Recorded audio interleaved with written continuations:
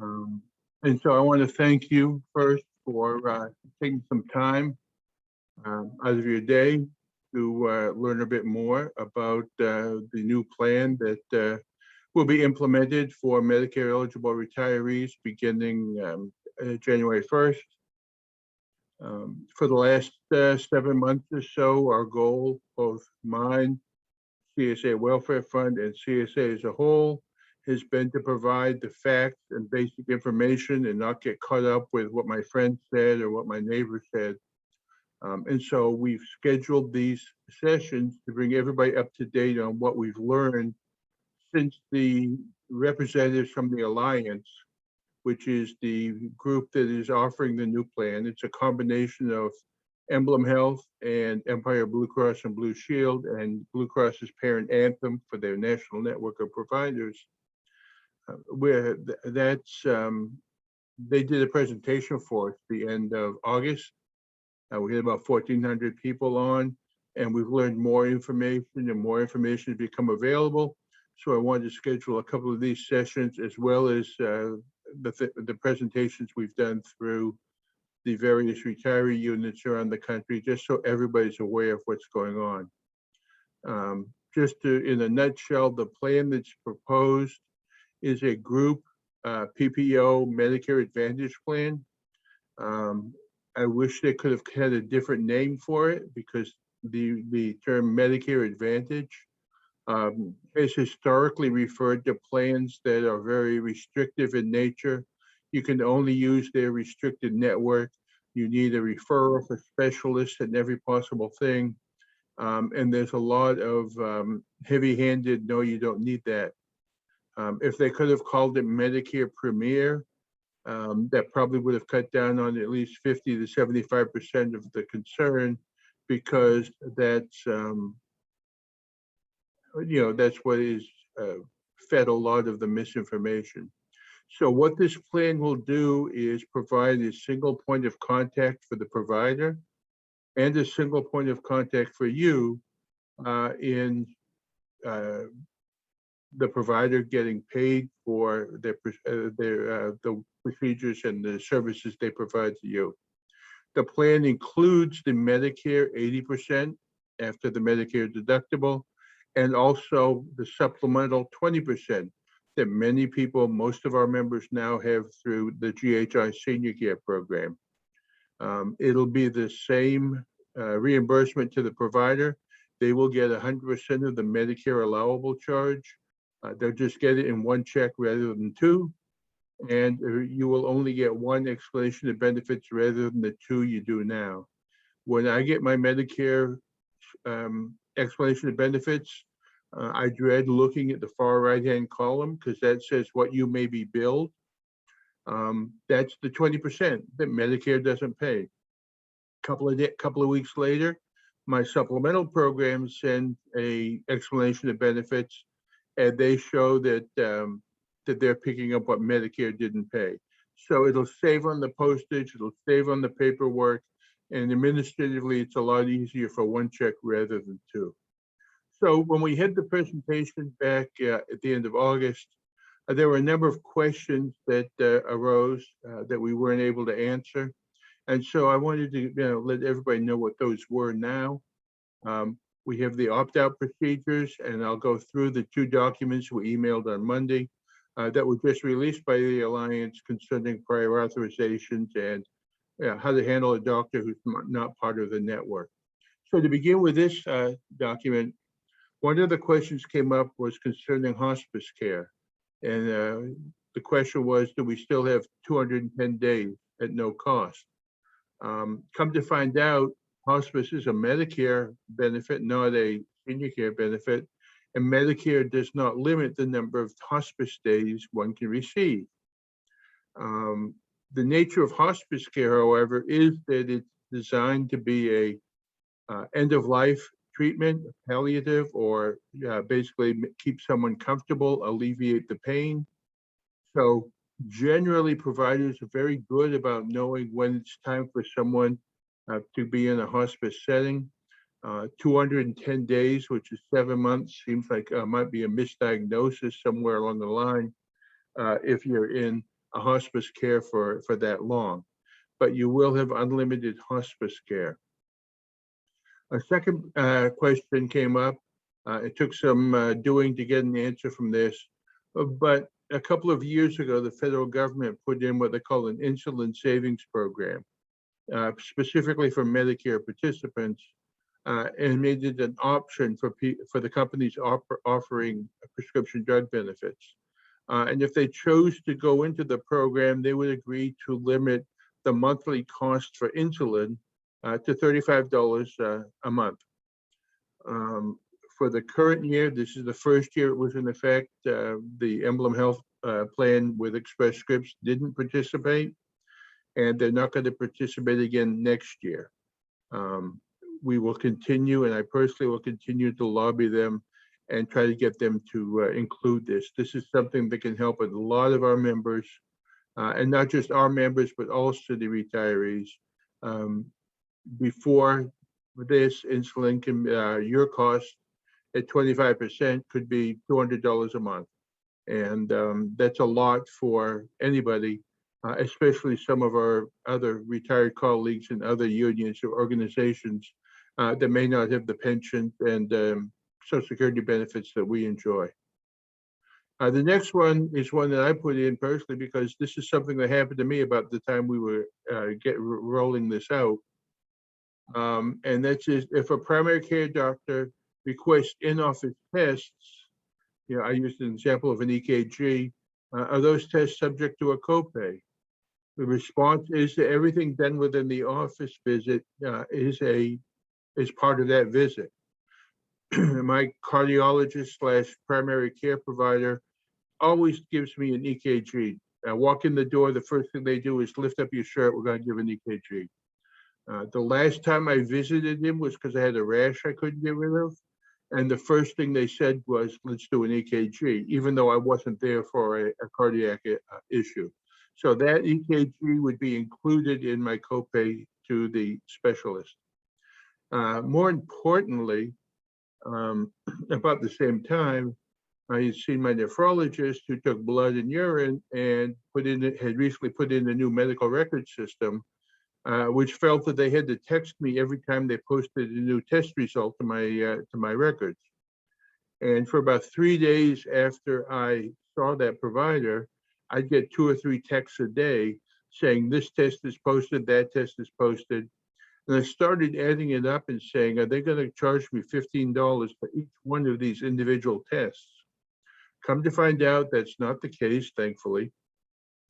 There will be a $15 copay for drawing the blood or providing the urine sample, but that will be the extent of your out-of-pocket cost for that. They won't bill you for every little blood test they do or every little test on the urine.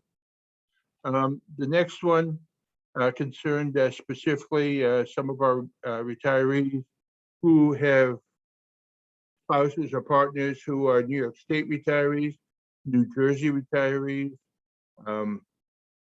and whether or not they have to be in the prescription drug benefit with the new plan. The response indicates that as far as Alliance and Medicare are concerned, benefits you get from the state as a state retiree from New Jersey, New York, those are considered employer-sponsored Part D plans, and as a result will not cause a problem. So you don't need to have the drug plan that comes with the Medicare Advantage, or if you want to have it, it won't conflict with your spouse's plan. What forms needed for opting out of the drug plan? If you want to opt out with a drug plan, you need a health benefits form, also known as an ERB form. We have that form on our website, csawf.org. You fill it out, say you want to drop the optional benefits. To ensure that it gets processed, you can send it to me. I will deliver it to the city. They have a portal now on the bottom of the form. It's a leak file thing. And up until about 3 months ago, if you sent something through there, you didn't know they got it. They now will send a confirmation a couple of days afterwards that they received the document. But if you send it to us, we can get it to someone who will actually make the change. and make sure that it gets in time. Somebody had, there was another question regarding the Federal Employee Blue Program and TRICARE. And the response there is those are carved out from the Advantage requirements. So if you are a military veteran receiving prescriptions through the VA, going through a military base or something, then you can continue to use that plan and it won't cause a problem. And the last one I put in here was because I learned something new. And I tell my staff you should learn something new every day. And I also tell them to do it as early as possible, because if you learn something new at 9 o'clock in the morning, you're done for the day and you can just do your normal things. If you don't learn something new until 6 o'clock at night, you're probably exhausted because you've been looking around trying to find something new to learn. So what I learned new is I didn't even know that there was a health program established federally and with the state of New York to provide benefits to Native Americans.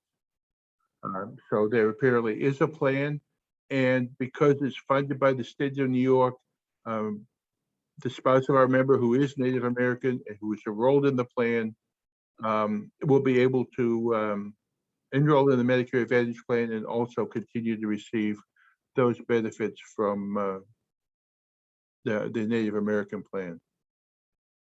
So those are the questions that had come in since then. The next thing I want to do is go through another document you sent. We've cleaned up some of the way I worded things here. I did not take college English. I did well enough in high school that I tested out and had the chairman of the English department come and tell me I tested out. So all of you who are former English teachers and retired CSA members, thank you for continuing to remind me when I make a mistake grammatically or something doesn't make sense. The important thing here for the opt-out information is that if you do nothing, you will automatically be enrolled in the new Medicare Advantage plan and the associated prescription benefit effective January 1, 2020. No matter what plan you have now, you will be enrolled in the Medicare Advantage plan.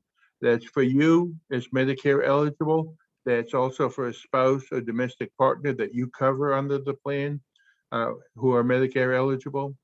If your spouse is not Medicare eligible, or if you're watching this because your spouse is Medicare eligible and you're not, anybody who is not Medicare eligible will keep the same current plan. They'll be in the GHI CBP plan up until the time they turn 65, or if it's a dependent child until they age out at the end of the month, they turn 26. We're in the middle of the opt-out period now. It was originally going to be September 1st to like October 15th. There was a bit of a delay in getting the program approved, and by the time it was approved and the materials were ready, we would have missed the September 1st. So it's now September 15th through October 31st. So you've still got 3 weeks left to make a decision and decide if you want to opt out or stay in the current plan. Everybody, no matter what plan you have now, must either opt out or will be included in the Advantage plan. That includes those who are in the HIP VIP program, which is also a Medicare Advantage plan, but is more of the traditional restrictive plan.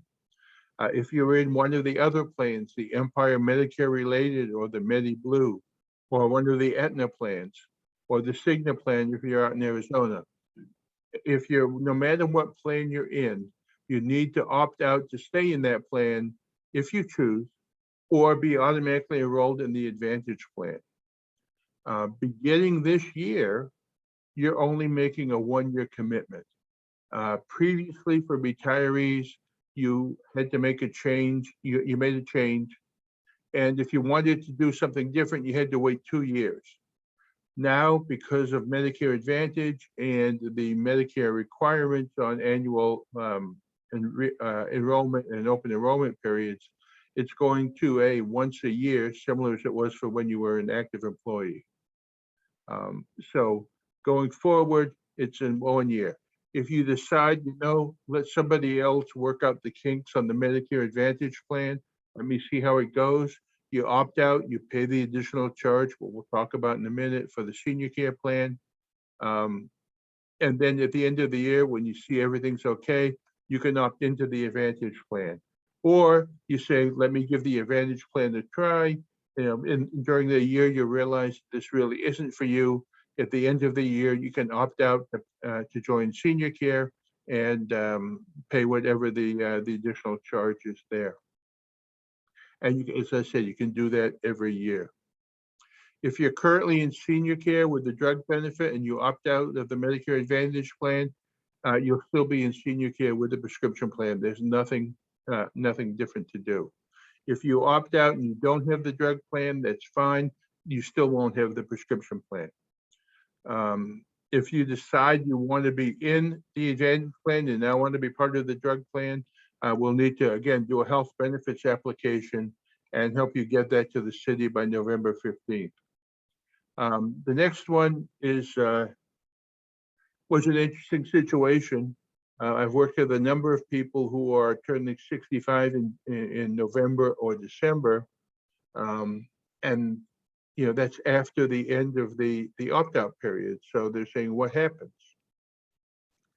So if you're currently in whatever health plan you're in, when you turn 65 after October 31st, they'll automatically put you in the associated Medicare drug plan or Medicare health plan, Medicare health plan. If you're in HIP HMO, they'll put you in HIP VIP. If you're in the GHI CBP, you'll go into GHI Senior Care. And you'll be there for how many ever months are left in 2021.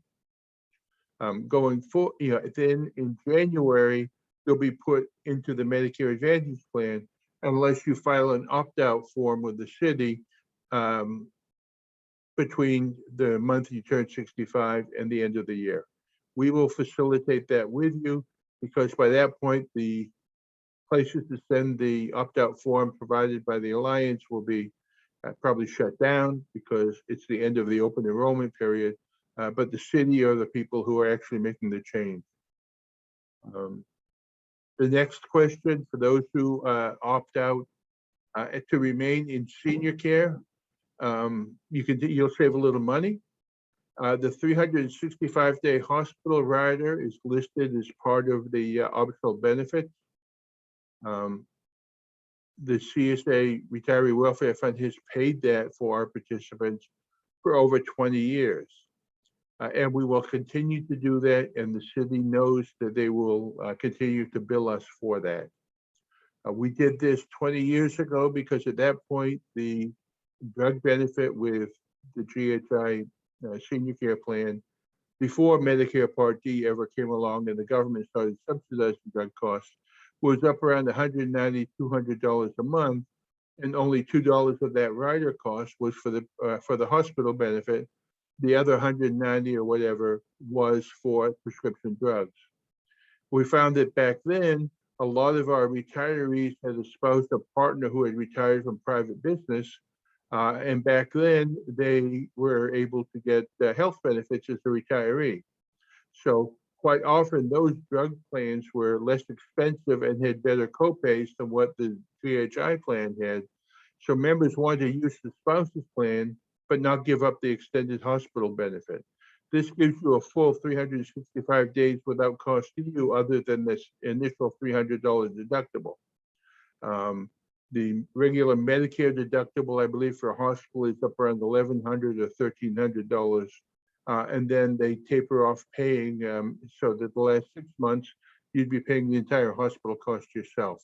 So it's a very valuable benefit, and we will continue to pay that for you. The cost to CSA participants, as a result, is the difference between the cost to the city of the new Medicare Advantage plan and the, in this case, GHI Senior Care Plan. That amount has been calculated to be $191.57 per person per month that will come as a pension deduction. The new Medicare Advantage plan becomes the free basic health care that the city is obligated to provide everyone. The city charter says that the city has to provide free basic health care to all active and retired employees and their eligible dependents. It doesn't name which plan it is. So for the last probably 30 years or so, it's a combination of the HIP VIP plan and PHI Senior Care have been the free plan provided by the city. The city and the unions have worked to come up with a lower cost plan to the city. So now, just like with any other plan we have today, if you want to be in something other than the free plan, you have to pay the additional charge. The city pays what the city pays, the plans need what the plans need, and you make up that difference. So it's $191.57 per person per month for senior care. If your spouse or partner is a retiree from another agency, management, UFT, whatever, police, uniform, sanitation, whatever it may be, they're going to pay for the cost of the hospital rider. That's $2.83 in addition to the $191.57. So when you see it referenced at $194 to stay in senior care, that's the two components, the $191.57 and the $283. The upcharge, if you will, of $191.57 per person is in addition to the deduction for the prescription drug benefit. The good news here is that for both senior care and the Medicare Advantage plan, the cost of the drug benefit will drop to $125 per person per month.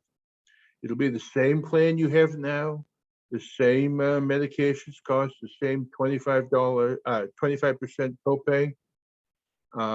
Medicare has increased the out-of-pocket maximum for the drug plan to $7,050. It's up another $500 for 2022. We have no control over that, you'll have to absorb that cost. If you're opting out to a non-senior care plan, you will continue to pay the premium. On our website, again, csawf.org, under important links, there are the opt-out forms. There's one for senior care, there's one for everything else. The one for senior care specifically says a place for you to check that you know you're going to be paying $191.57 and that you want the rider. For those who are opting out to an Empire plan, the Aetna plan, HIP, those things don't apply, so there's a separate form. Please make sure you use the correct form. If you decide that this is the time to enroll in something other than senior care, that you'd like to be in the Aetna plan, that you'd like to be in the Empire plan, all of those comparisons are on the OLR website, which you can get through our website. You go to our website, click on New York City benefits, you click in the first paragraph, it says, here's how you get to the city website. You click there, the first thing is Medicare Advantage, you click the learn more, and then you get their whole page, and there are detailed benefit comparisons between Advantage and senior care and all the other plans the city sponsors. If you want to do that, if you want to be in a different plan, this is your last chance to do it. The city is freezing enrollment in anything other than senior care after this year. So if you're in a plan now, you want to stay in that plan, you do the opt-out form that's for non-senior care. If you think you want to be in a different plan other than senior care or Advantage, you need to do the once in a lifetime change this month and into November, and then do the opt-out to make sure that you can stay with that new plan that you selected. So this is where we are with the opt-outs. Just want to briefly bring your attention to the two latest documents. One of the big concerns has been about prior authorization. The new plan will have some prior authorizations. This was just made available to us Monday morning. We put it in the email and on the website by noon. And this explains prior authorizations, gives a list of what's involved and how the provider will need to do that. When you look down through it, most of these procedures are things that automatically would be approved. Elective surgery. If you're going in to have something done that you just want to have done, then that's always approved. That's always been approved, whether you're Medicare eligible or not, or whether you're in senior care or not. When you go in and the doctor says, Doug, we're going to do this procedure on you on what such and such a day, they'll often allow time because they know they have to notify the hospital, notify the health plans, and get it approved. A hospital or elective procedures is not going to let you in the door unless they know they're going to get paid. They're doing it now. It's nothing new. Pre-Medicare, we all dealt with prior approvals. I have had to have CAT scans periodically for my pulmonologist, and they would send the prescription over to the radiology center I asked for. And by the time I scheduled it a week later, all the approvals were done. It didn't affect my ability to get the test done because everything was done by the providers, the billing offices, and all. And so everything was approved. It's going to be the same way now. As long as the tests that are being prescribed fit generally accepted clinical medical practices and guidelines, there will not be a problem for getting the approval. The recommendation for a colonoscopy for most people is every 5 years. So if it's coming up on 5 years and you need a colonoscopy, they'll look at your medical records. Oh, you had one 4.5 years ago. Okay, it's time for another one. It'll be approved. If your medical condition says, oh, we should check this after 3 years, and they've documented that, that goes along with the request. And now they say, oh, okay, it's been 3 years. Now it's time to get the third, you can get the colonoscopy. Follow-up tests, PET scans, MRIs, CAT scans, colonoscopies, endoscopies, all of these things that get scheduled. When you go into the doctor says, Doug, you need an MRI to see what's going on. They don't expect you to go that day or the next day. And you probably can't get into a radiology center for a week anyway, because they're booked solid. So it may be a bit of an inconvenience. It's not a major inconvenience. There'll be a procedure for appeal. If something is denied and just completely, absolutely doesn't make sense, we will assist with the appeal, but the provider needs to go through the appeal process first. And so you've got a lot of these things here. A lot of them, pain management, depending upon the medication, they're controlled substances, and particularly as we get older, abuse of pain medications has become a big problem.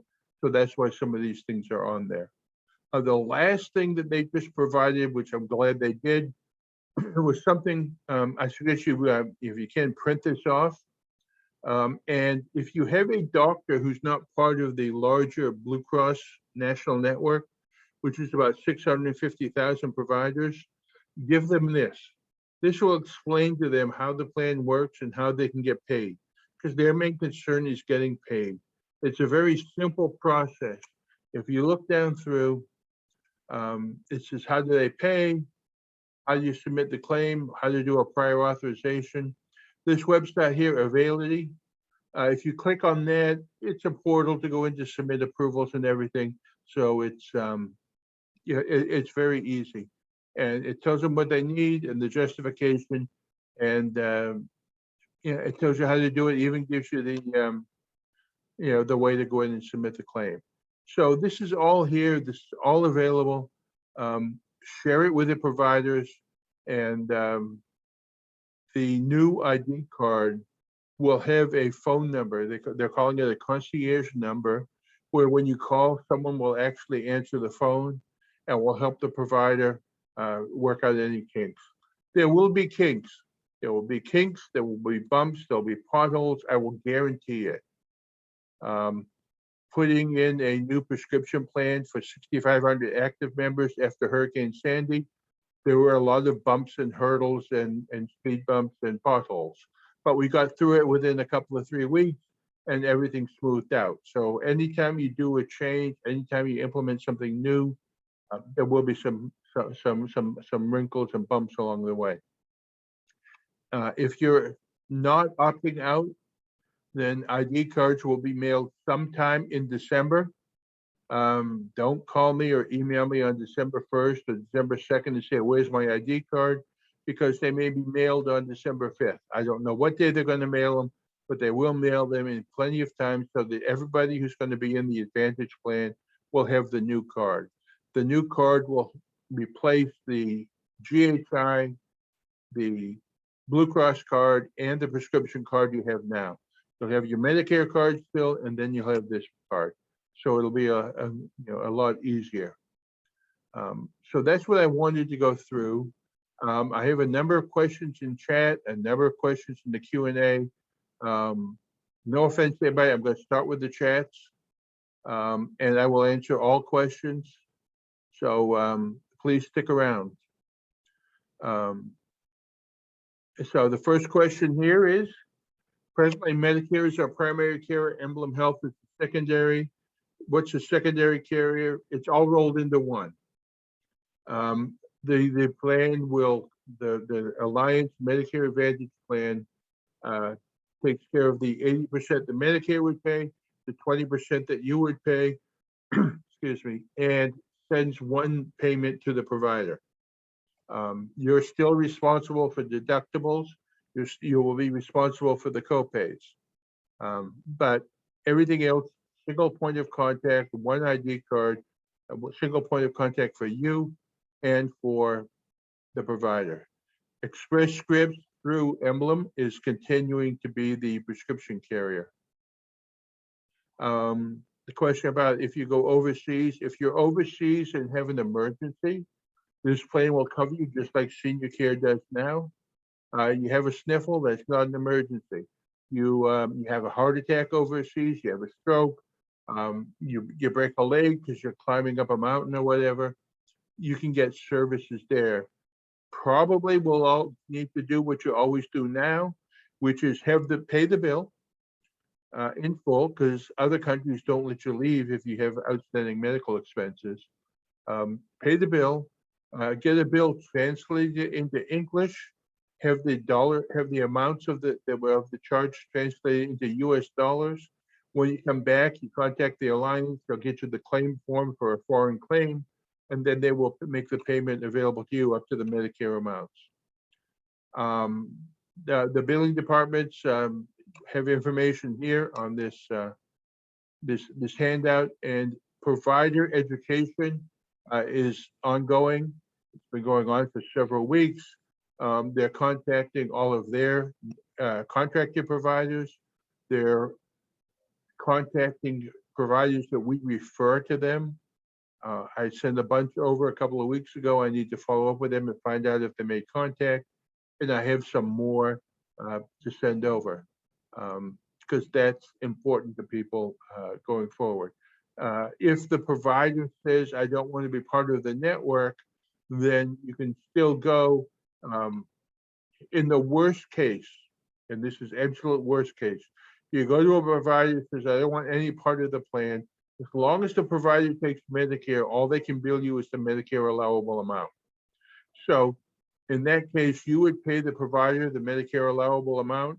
Make sure you get an itemized receipt showing the procedure code, description, the amount they charge. Submit that to the Alliance, and then the Alliance will reimburse you directly.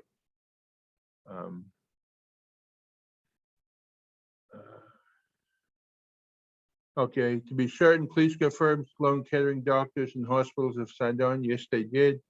The good news is we found out late Monday afternoon that Sloan finally signed a contract. And they're expecting special surgery to sign a contract within the next week or so. Contracting is is having them be available to all of the plans that Blue Cross provides. From day one, both Sloan and Special Surgery committed to participating with the plan and seeing patients and accepting this plan. Sloan and Hospital for Special Surgery in particular have very unique relationships with the city and with the unions. For those who are non-Medicare in GHI, part of this latest healthcare savings agreement created some centers of excellence where providers who were selected would reduce the fees to the city, not charge the participant a copay, in return for having being identified as the Center for Excellence and it being suggested that you go there for service. The two diagnoses that were selected for the initial Centers of Excellence were cancer and orthopedics. And the Center for Excellence for Cancer is Memorial Sloan Kettering. And the Center of Excellence for the orthopedics is the Hospital for Special Surgery. So they both are very tightly connected to the city employees and retirees and know that they need to do this in order to keep the patients coming in. Question, unless you opt out, you're automatically in the Advantage plan. Does prescription move over automatically? Yes, it'll happen, you'll be in the same drug plan. You'll just see a smaller deduction from the pension. Instead of $150.30 a month, it'll be $125 a month per person. Once the Advantage plan is in place, will the funded chapter still reimburse if you have a plan other than the city drug plan? Yes, we will. There will be no change at this time for welfare fund benefits. We're going to continue to provide the $40 a month if you're in one of the two, in this case now it'll be two drug plans, the one with senior care or the one with the Advantage plan. If you're in a plan other than the city sponsored plan, we'll continue to reimburse the copays 80% and 20%, just like we always have. A number of the ancillary benefits in the Advantage plan will supplement our benefits. For example, every 3 years, the welfare fund provides $800 towards a hearing aid. If you're a member of the retiree chapter, you get another $800. The new Medicare Advantage plan will provide $500 a year of hearing aid coverage. So every third year, you've got an extra $500 coming to you. I haven't looked into the details of what they're covering, but if you need a repair or something, you might be able to put it through under that 500. The dental that's being included is very basic dental. Our plan is far superior. Typically, these plans provide 2 cleanings and 2 exams. We've already provided the 2 exams. We provide 4 cleanings. So if you need to get your teeth cleaned 6 times a year, you'll have a way to get it now with this plan. Is it true that there is a 1 chance to sign on after a few months if you change your mind? It's a 1-year commitment. If you agree, if you don't opt out, you'll be in the Medicare Advantage plan for a full year. If you opt out and you agree to pay the $191.57 per person for the year, you're with that for a year, but it's only for a year. Where can you find particulars of the dental plan? The Alliance page may have some information on that. We'll try to get that here in the next few days.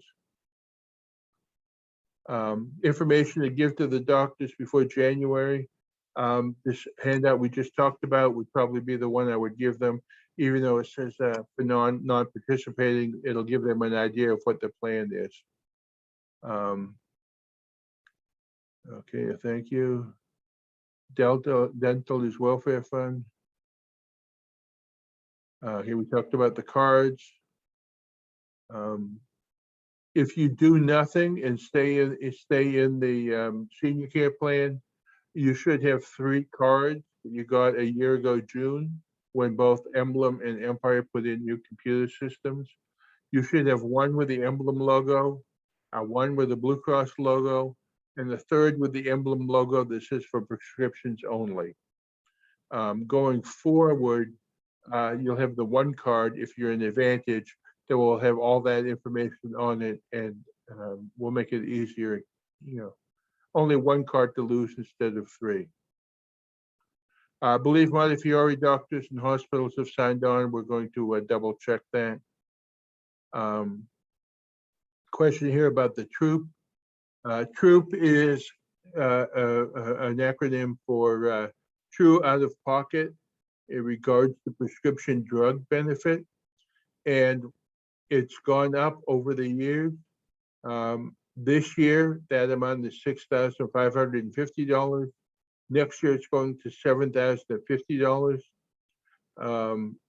Before the Affordable Care Act, when you were in what was called the coverage gap or the donut hole, it was you paying that whole amount. In the stripped down plain vanilla Part D plan, you'd be paying 100%. In the city plan, it was 60%. The government and Medicare over the years committed to lowering or closing the donut hole to the point where a couple of years ago, it's now a flat 25%. Also, with the passage of the Affordable Care Act, the prescription drug manufacturers contributed a subsidy to those who are in the donut hole to help lower the cost. When you look at the monthly reports you get from your drug plan, either whatever it may be, or Express Scripts, you probably see 4 columns. There's one column that says cost of the drug. The next column is what the plan paid. The next column is what you paid. And then the column after that is what others paid. So what you paid and what others paid goes to satisfy the TROOP, or the true out-of-pocket cost. So even though the true out-of-pocket cost is $7,050 next year, you don't have to pay that much before Medicare says, oh, you're in the catastrophic level. When you're in the catastrophic level, your cost drops to 5%, because then Medicare subsidizes an even bigger amount. So this is basically the way the TROOP works. If you physically pay the $7,050, then the welfare fund can pay up to $5,000 after that for you. SIDS continue to service the dental plan? Yes. Our dental plan will continue to be SIDS. And if you remember 3 or 4 years ago, we expanded it so that you have access to discount networks all around the country. You have the MetroDent network, which is in Greater New York, and then you have access to the Carrington network, which is nationwide and has over 100,000 dentists.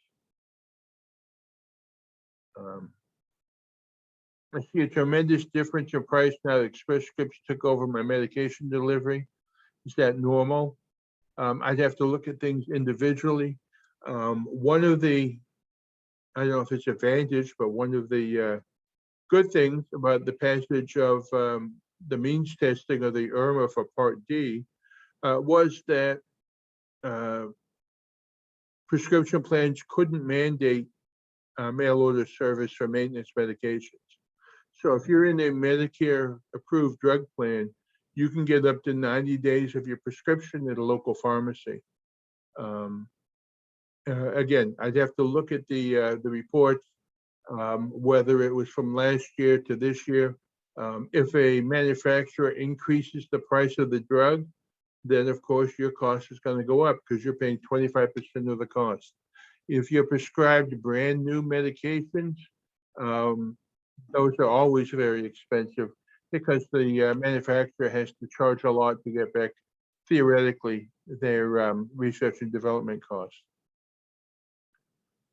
None of the practitioners in New Jersey know anything about the change. If you give me some of their names, we can do that, contact them. Or you can call the 833 number, the toll-free number that was provided in the materials from the Alliance. And they will be able to get provider relations and education to contact them. Um, the plan's only been around for less than 3 months. And the folks from the Alliance have been doing aggressively working on provider education. They're doing webinars, they're sending emails, they're sending texts, they're arranging videos. But as with anything else, you have to find a way to make whoever needs to know what's going on actually look at it and read it. So if there's some that are a concern, we've already submitted the number, the major networks in New Jersey over. But if you have others, we'll be happy to see if we can get the Alliance to contact them. If you opt out next fall, will you receive 3 new Medicare cards or the old ones? I have no idea what they're going to do with cards if you opt out going forward or in another year. I don't know if they're going to say use the old one. Maybe they'll just reissue the one for the old ID. Maybe they'll give you new ID numbers. At this point, I don't know that they've even thought about that. We confirmed Sloan. We talked about doctors. Who pays the troops? That we talked about that. University of Miami Health System is on the list that we've sent over to the city at your request, and I'll follow, or not the city, to the Alliance, and we'll follow up with them. Presbyterian and Langone, I believe, are in there. We'll double check that. Again, Columbia. Does the Medicare Advantage plan become secondary insurance if the primary insurance is provided by a spouse's employer? I need more information to know about how to address that. Whether it's pre-Medicare, post-Medicare, so please drop me an email and I'll try to get back to you very quickly. What are the price of drugs under the new plan? You pay 25%, the same as it is now. You pay 25% of the cost of the prescription, of the discounted cost, because all the plans negotiate a discount off list price, and your cost share is 25%.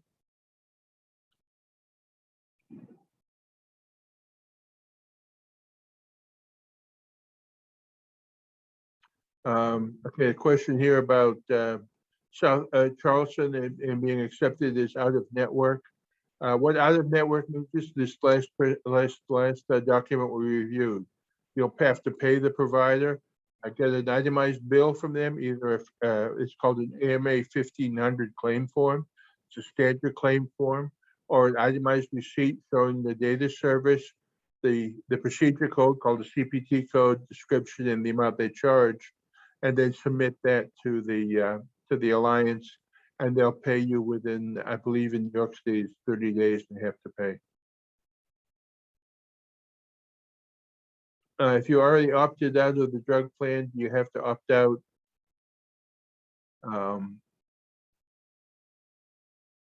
for Medicare Advantage drug plan. I would do one just to be safe. I don't know if they're going to recognize that. It wouldn't hurt to do a form saying that you're in the Medicare Advantage and you want to not be in the drug plan. What private insurance company?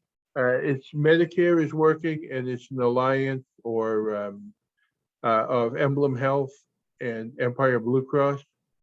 And probably Empire is going to rely on their national network through their parent company, Anthem. There are a number of Blue Cross Blue Shield plans around the country. I believe there's at least 3 in the state of New York. There's Empire, which is New York City, Long Island, downstate New York. There's one for up around the capital region, and I believe there's one up around Buffalo. New Jersey Blue Cross is called Horizon Blue Cross. These are all interconnected and have reciprocity. So if you have a plan from New York and you're hospitalized in Maine, then New England Blue Cross will pay for the, we'll get the claim and submit it to Empire Blue Cross to be paid. You know, Anthem owns several Blue Crosses, and it's their combined network which is underlying this plan. Anthem is the parent. Empire or Emblem are our local agencies. Somebody has HIP VIP. You don't pay the $191. Your plan will continue to be free of charge, just like it is now, and you will only pay for the drug benefit. But you will have to do the opt-out form. You will have to complete the non-senior care opt-out form. Again, those forms are on our website, csawf.org.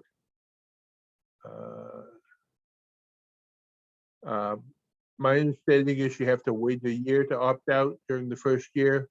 After that, it's once a year. That's more of a Medicare requirement rather than the city requirement. Weill Cornell is in the network, to the best of my knowledge.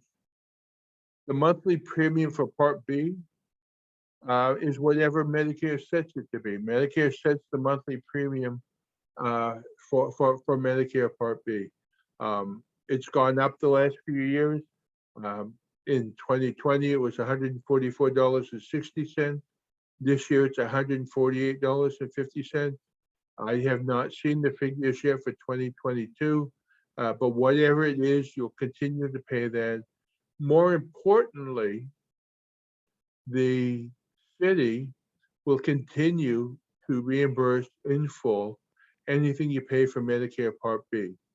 That's both the standard amount and the IRMA amount.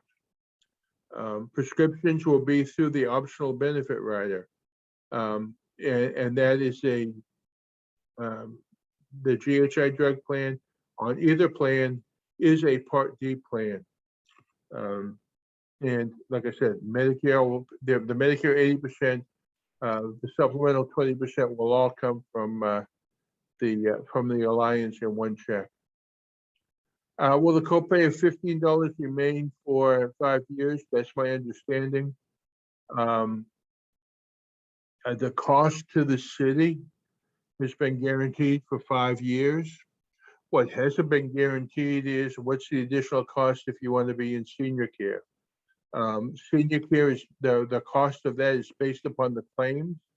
And so if everybody who's really, really sick opts out of the Advantage plan and goes in senior care, they pay a lot more claims, so the cost to be in that plan is higher. If all the sick people stay in Medicare Advantage and the healthy ones opt out, then the cost of the senior care goes down. The cost of senior care to the city goes down, so the cost to the participant will go down. Nobody's making money. The $191.57 is the difference in cost between the current senior care plan and the Medicare Advantage plan. What happens if you're in an accident and taken to a hospital? That's an emergency situation, so the emergency ambulance and the emergency treatment in the hospital are all covered. If you're in an accident and you are in a hospital and they say, oh, we need to do a CAT scan, or we need to do this test or that test, because of where you are and because of the situation, it's an emergency, life-threatening, then the tests are approved, so there's no problem with that. If non-emergency transportation is not covered, we will continue to pick that up. Somebody's opting to, is going to opt out. This is completely,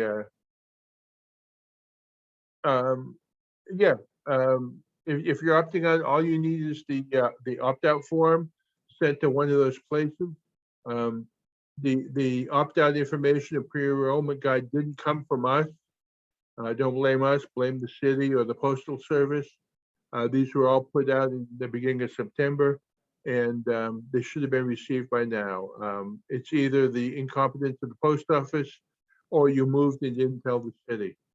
But the documents that were mailed out are on our website. When it comes to opting out, a number of questions of how's the best way to do it. You can do it by mail, you can do it by fax, you can do it by phone call, you can do it online. My preference, if I were opting out, would probably be to do it by mail, but do it by mail with tracking. So at a minimum, I do certified with a return receipt and the tracking, and I would go in and make sure online to check the tracking number so I knew when it was delivered.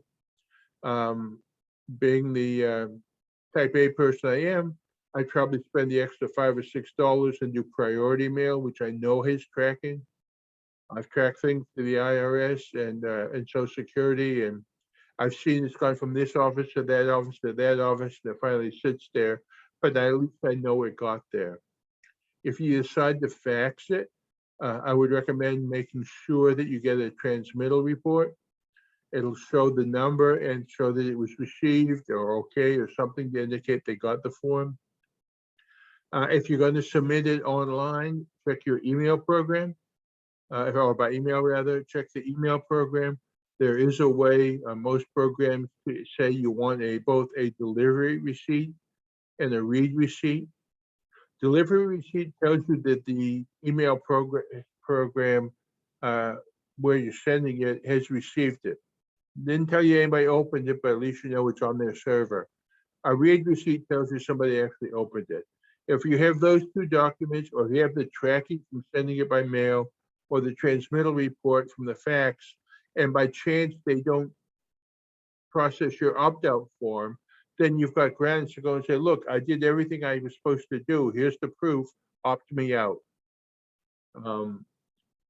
And those are the ways of doing it. If you do it through an online portal or whatever, they don't provide a confirmation there, but I would maybe do a screenshot if, to show that you had done it. Confirmations of your change will come during November from the city. The Alliance, through these various sources, is collecting the information. They will pass that on to the city. Since the city's the one that has to do the enrollment with everybody, and interface with TRS for any pension deductions in January, they're the ultimate source and they're the ultimate place where these things have to get taken care of.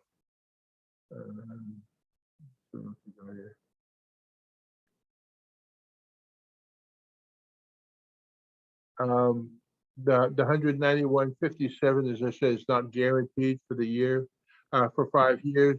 If claims cost experience goes up, you pay more. If claims experience goes down, you pay less.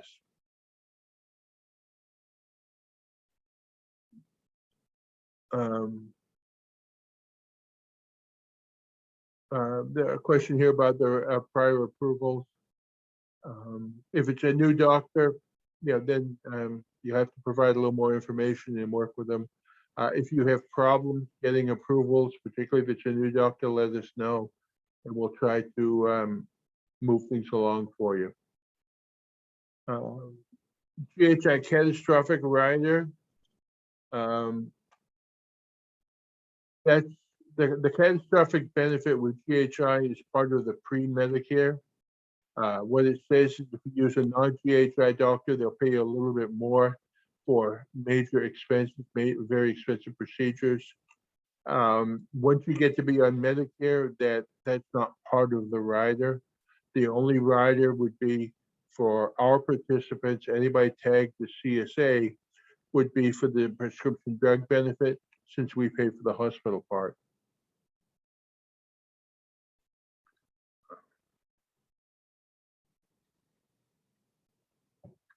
A question here about the car trips to the doctor. You'll schedule a car trip a couple of 3 days ahead of time when you know what it is. You'll pay the car service and then submit the bill to the Alliance for reimbursement.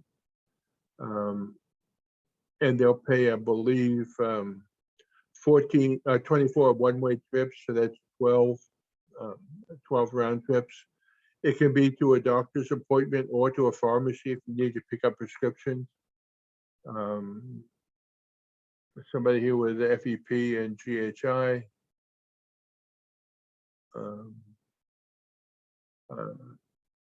Let's talk about this. We've talked before. I want to make sure I give you the right answer.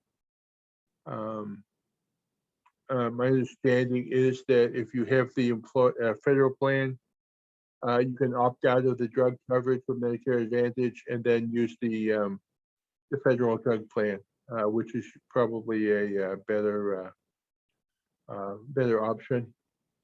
Good question here. If I drop out of coverage, can I get back at a later time? Yes.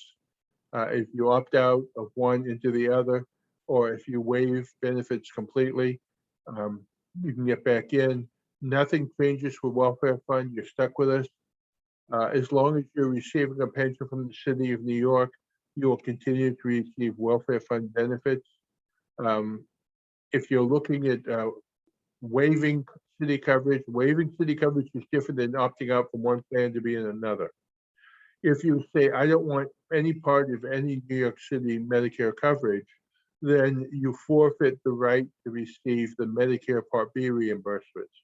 So there's no standard reimbursement, there's no IRMA reimbursement unless you're in a city-sponsored Medicare plan.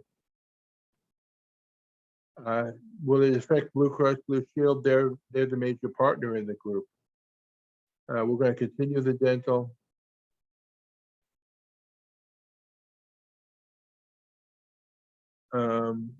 Is AARP Medicare Supplement Insurance Plan part of Medicare Advantage?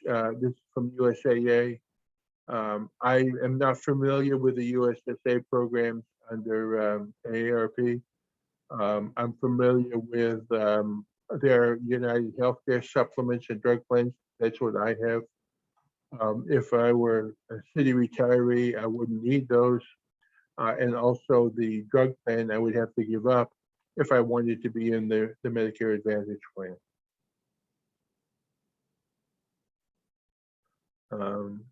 I'm talking mainly about the Advantage plan. If you're in the prescription drug benefit now, with senior care in Medicare Advantage, you will get that. And I'm sorry the audio is horrible. I'm sitting in the boardroom by myself. And I'm hoping that it got a little bit better.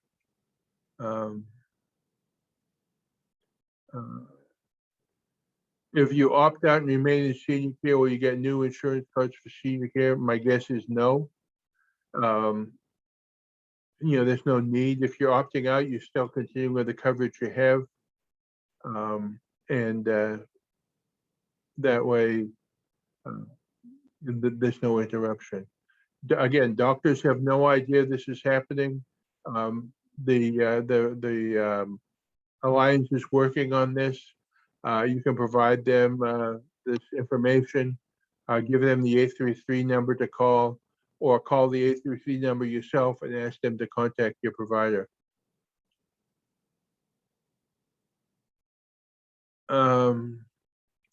Question about why they're asking for Medicare and Social Security number. The Medicare Advantage program needs your demographics because they're going to be paying your claim. Their systems and interfacing with Medicare needs a Medicare number. Labor relations is still based on Social Security numbers because the bulk of their people don't have Medicare numbers yet. I understand, but this is something they need to do. That is why if you're opting out, I would do it by a verifiable way of delivery through the mail. Yeah, that way you know that it got there and you can hold them accountable if there's a breach. Pre-authorization requested online or by phone call. Probably online. Most everything is these days. The turnaround is 2 to 3 days in most cases. There will be an expedited approval, I'm sure. I just haven't seen the numbers. Why is senior care costs going up? Senior care costs are staying the same. What the city is doing is saying, we're offering now a different plan as our free basic health coverage for our Medicare retirees. That is the benchmark. This is what we're going to pay to anybody who is going to offer a Medicare plan to our New York City retirees. And it's basically the difference in cost to the city between what it costs them now to pay for senior care and what the cost is for the new plan. I do not know what it is for the new plan. I haven't seen those figures. They keep them very close. Maybe once we see some COBRA rates, we'll be able to get an idea of what the city's paying and how much they're really saving. But the 191.57, if you multiply that by 12 months times 250,000 people, then you get close to the 500 million that was the goal for the savings.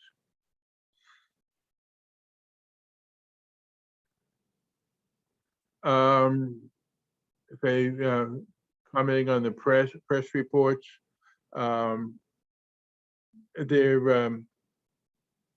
it affect quality of health care? The commitment from the city is no. And there's a number of reasons. One, they care because the folks who are putting the plan into effect are going to be retirees themselves soon.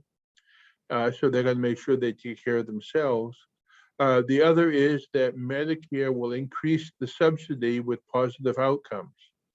So Medicare, the Medicare Advantage plan, as we said, we talked about transportation. They're going to provide 24 one-way trips to the doctor or pharmacy.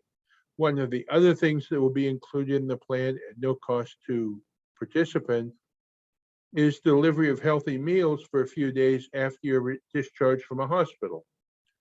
The research shows that if someone, as we mature and all, if we're discharged from the hospital, oftentimes we aren't in any shape or condition to cook healthy meals. You know, you just came home from a hip replacement and you may not be able to stand for an hour and cook a dinner.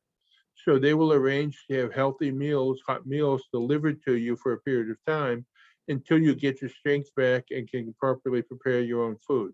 That's the one thing. They built in, they're including silver sneakers, which CHI retirees have been bugging us for years.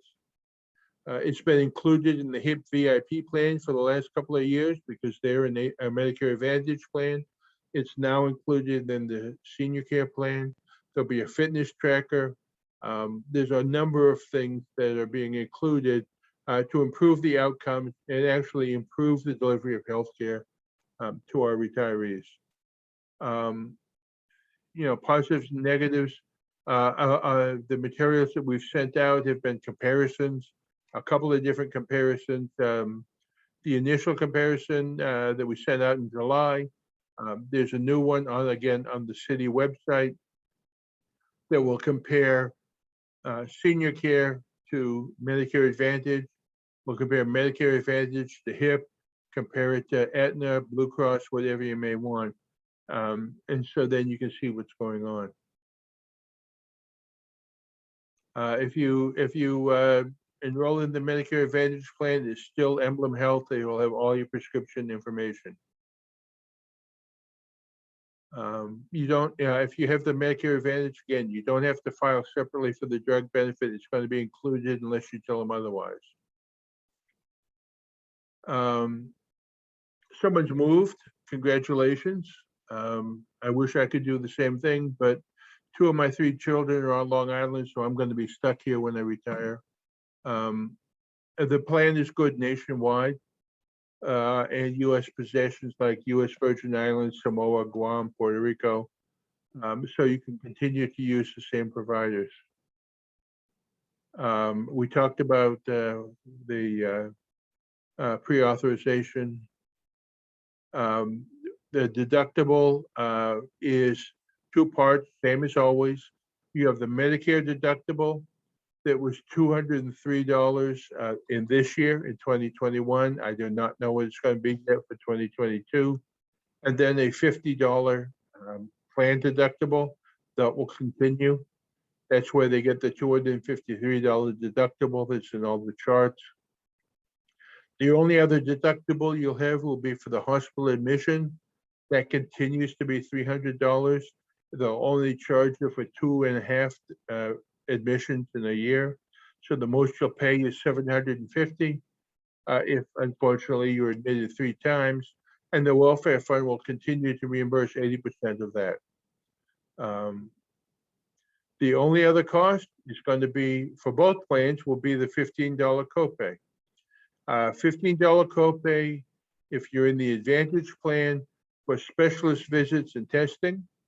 If you stay in senior care, it's $15 for primary care, specialists, and testing. Copays were scheduled and agreed to be implemented at the beginning of this year, but because the negotiations for the new plan were so promising, and also because of dealing with the after effects of COVID, the city and unions decided to postpone it and do it all January 1st to 2022. The actual name of the plan is the New York City Medicare Advantage Plus plan. Okay, we talked about New Jersey. Can you be in Medicare Advantage but keep SHIP? If that's New York State Health Plan, the ruling on that from the Alliance was yes.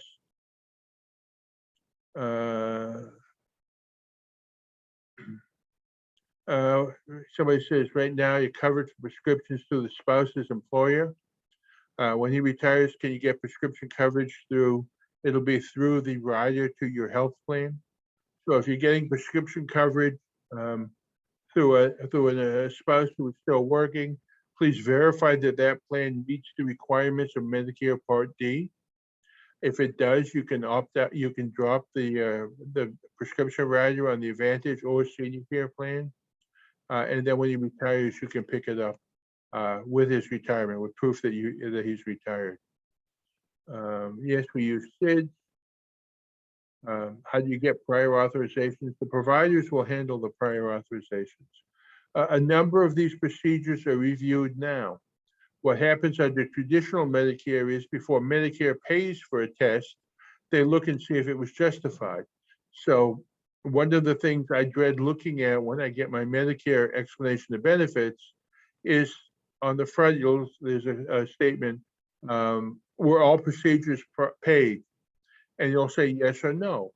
If it says no, then it's like, okay, what are they going to come after me for?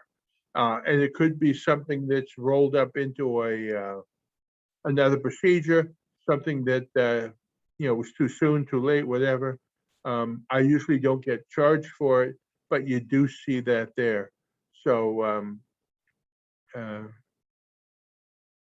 that the referrals are done after the fact. Currently, they'll be done ahead of time so that you shouldn't ever see that again. Yeah, IRMA is going to continue. If your PCP will not take the program, can they still request tests? Sure. As long as the provider accepts Medicare, you can see them. If the provider says, yes, I take Medicare, but I'm not going to accept your plan, like I said, you'll have to pay the provider, submit the bill to the Alliance for reimbursement and processing. And then the test, they can request the test. The documents that I'm showing are on our website, csawf.org. The last two were emailed on Monday. But everything we sent out from the initial letter from Mr. Canizaro and myself, and the background of why this is being done, and the high-level comparison charts, the recording of the discussions we had before this plan was approved, as well as the other sessions we've done since, the presentation from the Alliance. Everything's on the homepage of our website. When you go in, you'll unfortunately see my picture. Scroll down and under important links, I've got the most recent things on top, but you can scroll all the way down and get everything that's on there.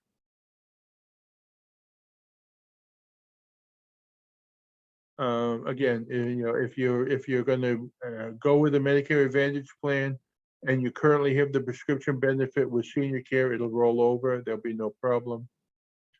Eyeglasses dental is still from us. There is an optical benefit and a hearing aid benefit with a new plan. I haven't had a chance to look at the optical benefit yet. Typically, it's an exam. It may be like an optometrist, and a minimal amount towards a pair of glasses. It may be that when you use our optical benefit and get our reimbursement and the chapter's reimbursement, you can then submit to that for some additional, but once the initial opt-out phase is done, we'll be doing some additional diving into what some of these, what they call ancillary or secondary benefits are. Correct. If you opt out, you pay $191.57 out of the pension, and the $2.83 we're paying for you, so that you don't have to. How do I expect the Aetna lawsuit to affect the plan? I have no idea. When I heard that Aetna was filing a lawsuit, it wasn't until like mid-September or so. And my initial comment was, what took them so long? I expected that. It's been joined by United Healthcare, which was one of the other two firms that submitted proposals initially, but were dropped out in the first round. The one we haven't heard from yet is Humana. So it was the Alliance, Aetna, United Healthcare, and Humana who put in proposals and bids on this. And United Healthcare has now submitted a lawsuit, I understand. I haven't seen that one. I've seen the Aetna one. I've seen the affidavits associated with it. There was a legal a court appearance a week ago Monday. Nothing apparently has come from that. So barring any other indication, we're proceeding as if it's a January 1 implementation. If there's a stay or a restraining order or whatever they call it, I'm definitely not a lawyer, then yeah, we'll take appropriate steps and make sure that everybody is taken care of and get the information out as quickly as we can. An endocrinologist at HSS is not taking the new plan, however it takes senior care. Again, HSS should be on board with this very soon. And it may not have gotten down to the individual billing office or provider yet. Like I said, as soon as we know from hospital for special surgery, we'll let everybody know. Did Mount Sinai sign up? I believe Sinai did. I believe Langone did. All of the Northwell facilities are on board. If you live out on Long Island, the Pro Health group of providers that basically own the New Hyde Park Quad there, the Lake Success Quad, they're all on board with this.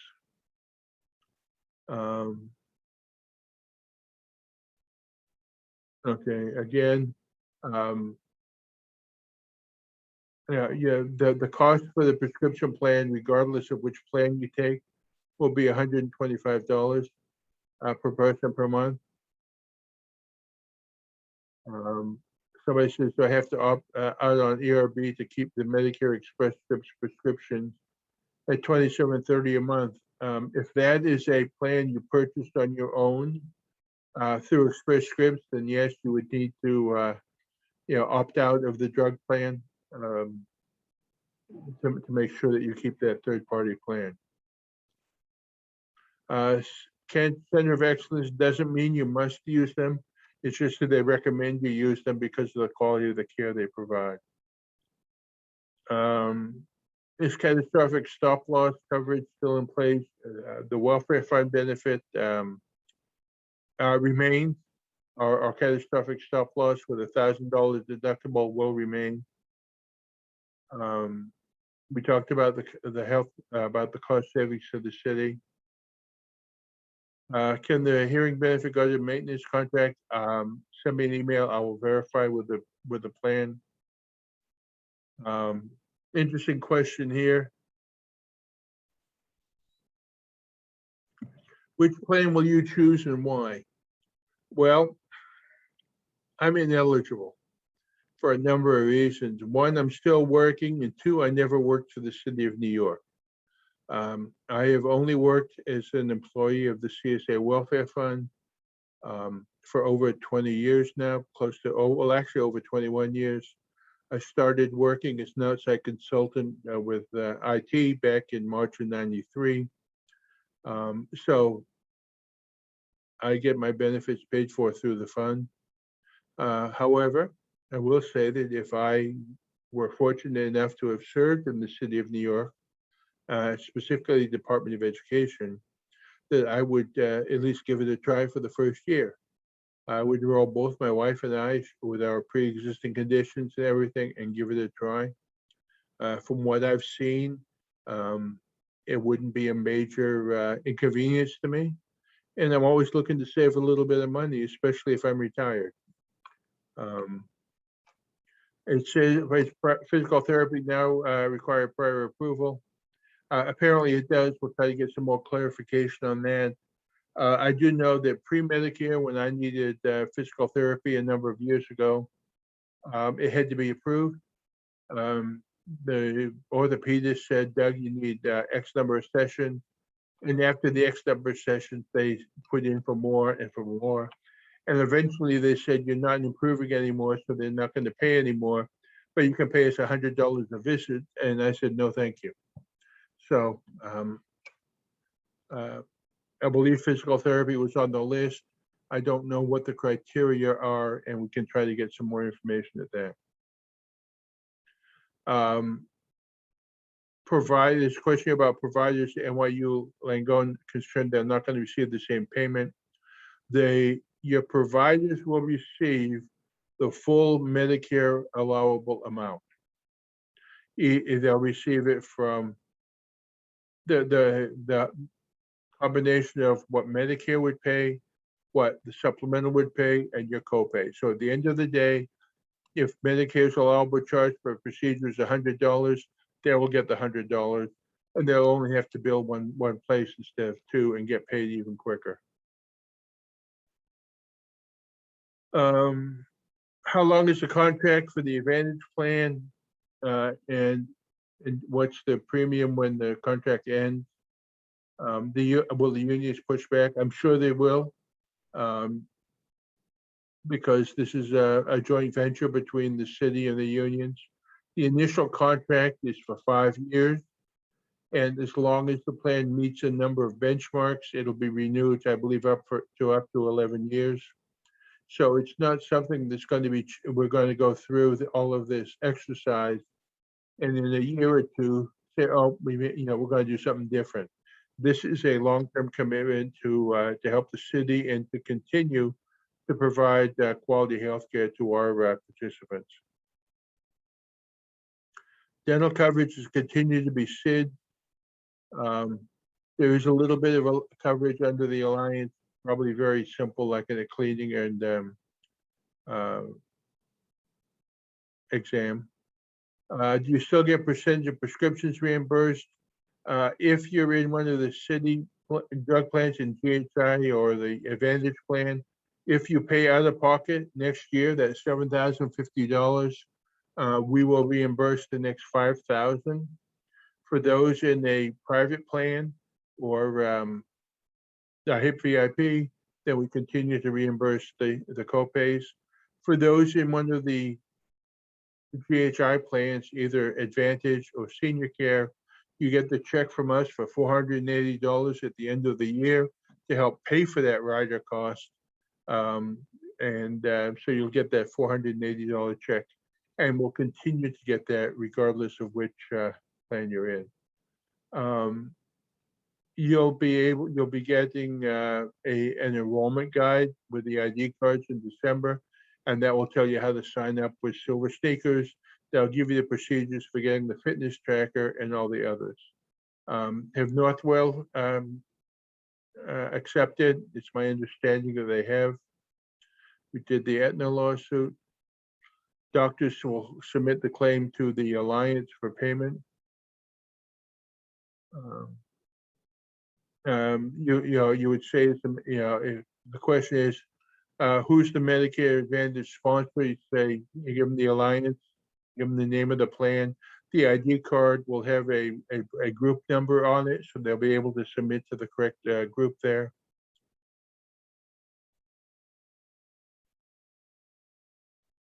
When you go to the link to opt out online, the form doesn't specify the cost per month. It's different than the one on the book to be mailed or emailed.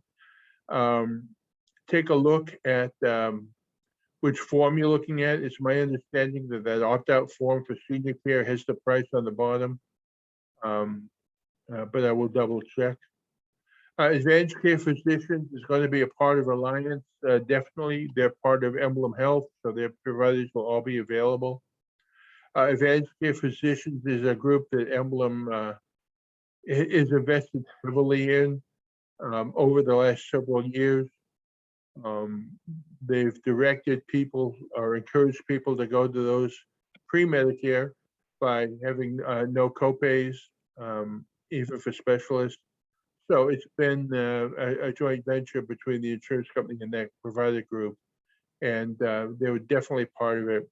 The information packet that was mailed has information about Emblem Neighborhood Care Centers. Those are often right next to an Advantage Care physician group, and they provide a lot of other services. Mental health and PT are covered. I don't know what their rating is, and why was it selected over United Health or Aetna. It was a combination of what the benefits they were offering, the cost they were providing, and the fact probably that they have very much of an experience with the city for the current pre-Medicare and active benefits. Can the multiple lawsuits stop the process? They could. I haven't heard anything yet.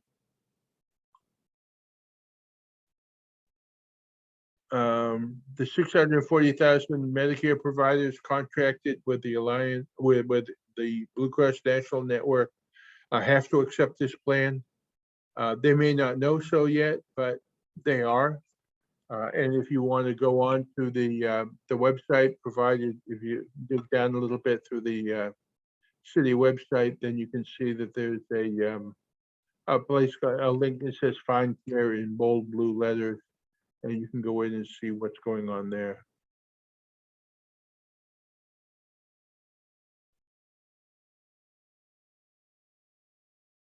Okay, question here about total drug costs at $26.98 and 25%. And that would be correct. Orthotics, I don't believe you need a referral for orthotics. Orthotics are generally not covered by Medicare. They're covered by the welfare fund. So all you would need is a copy of the prescriber's prescription and an itemized receipt for your purchase. Submit it to the welfare fund and we will reimburse. If you haven't met the supplemental medical deductible of $100, we'll take that. We'll then reimburse up 80% up to a maximum of $400 a pair, and we'll do that for 2 pair a year per person.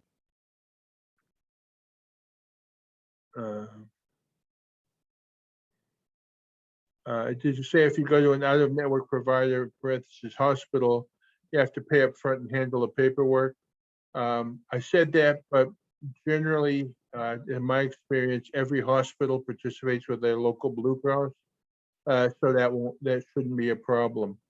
If it's an emergency, it will get paid because it's always been paid. If it's an emergency and a non-participating provider, if you're having a scheduled procedure done at the hospital, then it's worth verifying that they do take Medicare and that you won't get stuck with a bill.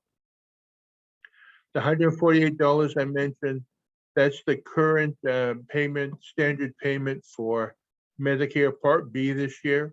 It's actually $148.50 per person per month. Okay, we did the car tips.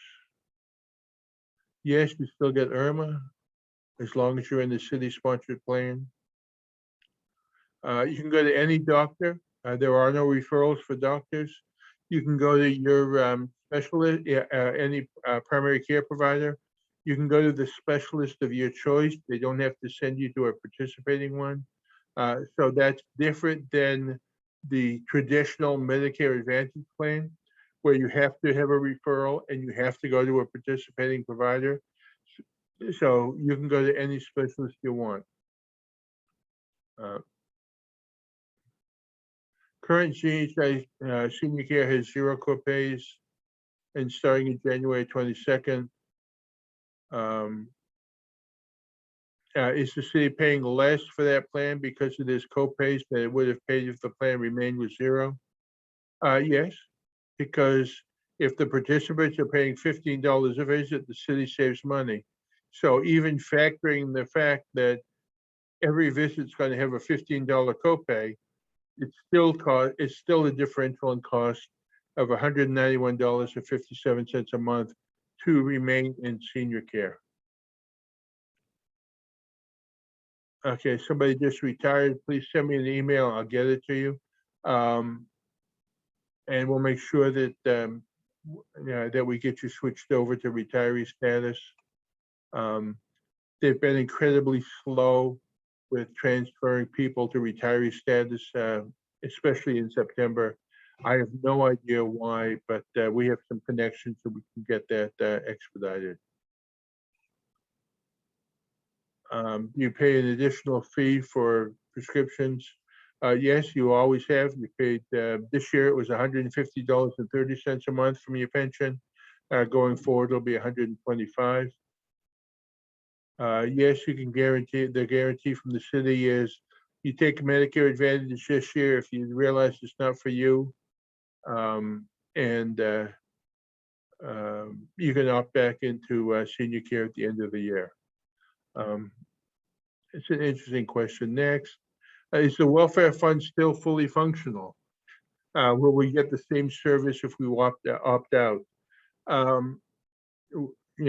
don't know why still is in there, but we are functioning.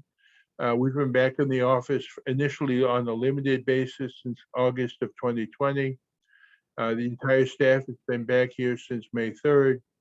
We're up to date on claims and everything, and as long as you are a CSA retiree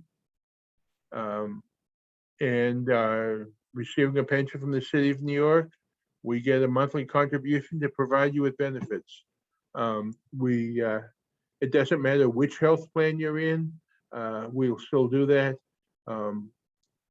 Depending on what's going on, there may be some things if you're in a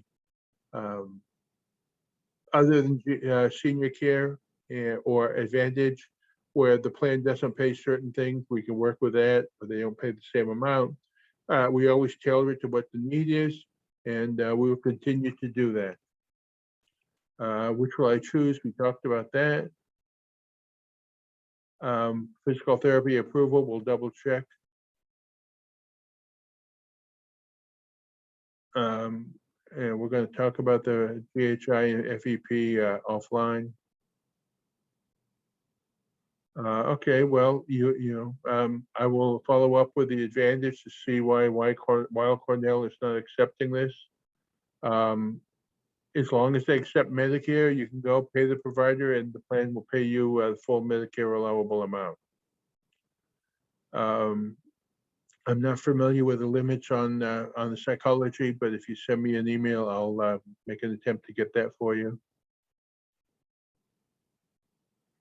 You go to the doctor, they ask for primary and secondary insurance. Now you say, I have this plan, it's a Medicare Advantage plan, it's primary and secondary. And they should be very happy because they only have to send one bill. 12 trips to the doctors. Is there a mileage limit? I have no idea. If it's in Greater New York City, then I'm sure that there's no limit to that. If you drive your own car to the doctor, are you reimbursed for travel or gas? No. It's only if you need an outside service. If somebody's covered by the late husband's drug plan from the state, yes, you can continue to use that. Yes, you continue to get IRMA in full and the standard and the IRMA.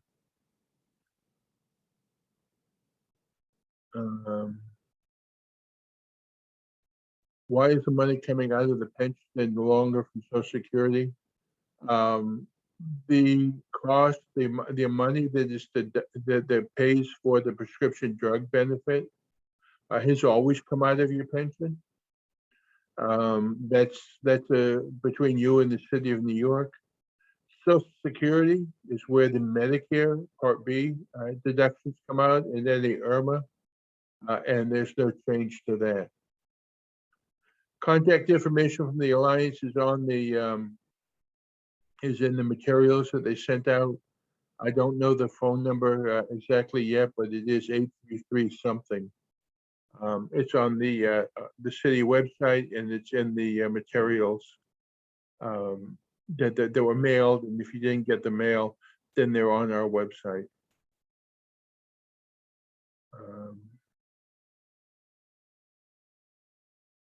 If you don't opt out but decide to next year, you want to, well, they raise the price for the new applicants to be higher than those who opt out this year.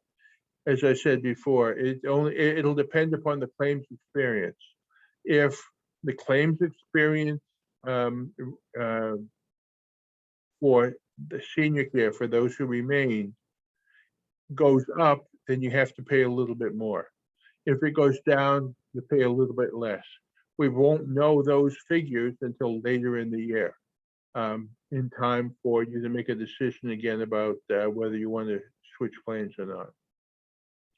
If you pay for the senior care plan, you get reimbursed for IRMA, yes. We talked about that. You talked about that. Again, if unlimited physical therapy and mental health, we need to get some verification on that. Just drop me an email to remind me.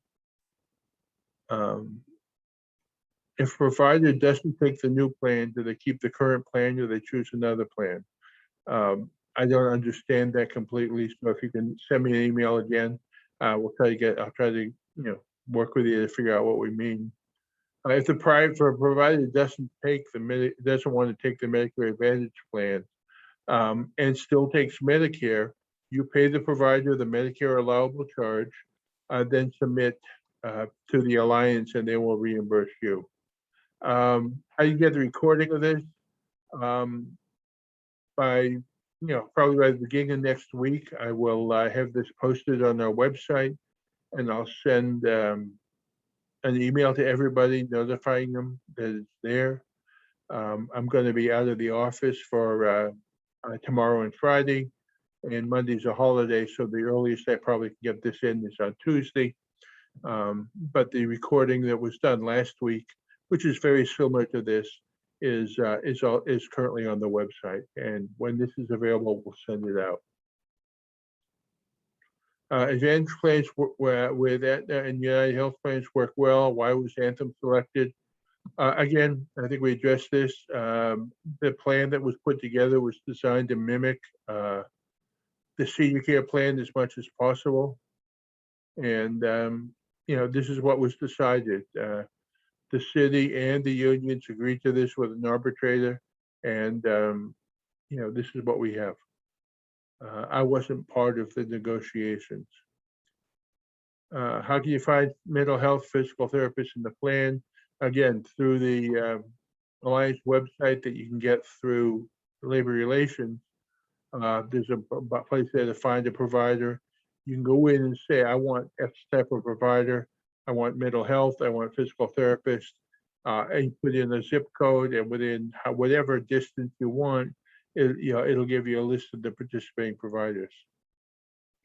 We talked about the prescription plan being automatic. Many CSA friends were opted out because they were concerned about Anthem Health rating online and negative reviews. Okay. I can't comment on that. I haven't seen the ratings. Everybody's free to do what they want. We talked about physical therapy and psychotherapy. We'll get some clarification on that.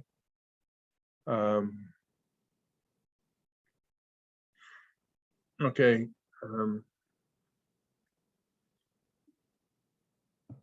Question, what's meant by an out-of-network doctor who takes Medicare as opposed to an in-network doctor? When they refer to an in-network doctor, they're talking about providers who are contracted with the National Blue Cross Blue Shield network, provider network. May also be referred to as Anthem. Anthem is basically a holding company that owns a lot of local Blue Crosses. So their Anthem network for the Blue Crosses they own is about 650,000 providers. If you've contracted with Blue Cross, then you have to take the plan. An out-of-network provider is a provider who takes Medicare, says, yes, I will see Medicare patients. I'll accept Medicare payment as payment in full, but I'm not contracting with Anthem Health or the Blue Cross National Network. So the doctor has said that they will accept the full Medicare allowable amount as payment in full. It's just they don't want to be tied down to any other restrictions maybe that Anthem puts on them. Those are the cases where the doctor says, no, I'll see you, but you got to pay me. You pay the doctor the Medicare allowable amount, submit it to the Alliance, and they will pay you. Okay, we talked about Irma.